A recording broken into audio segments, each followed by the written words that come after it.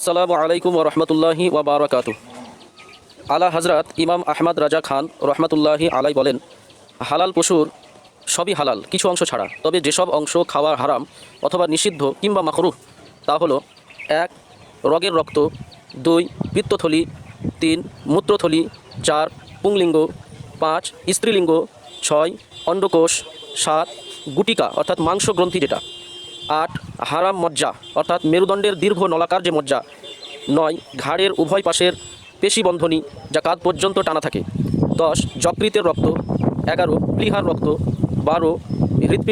হৃৎপিণ্ডের রক্ত, 12 হচ্ছে মাংসের রক্ত যা জবেহ করার পর মাংস থেকে নির্গত হয়, 13. হৃৎপিণ্ডের রক্ত, 14. পিত্তরস যা পিত্তথলিতে থাকে হলদে পানি, 15.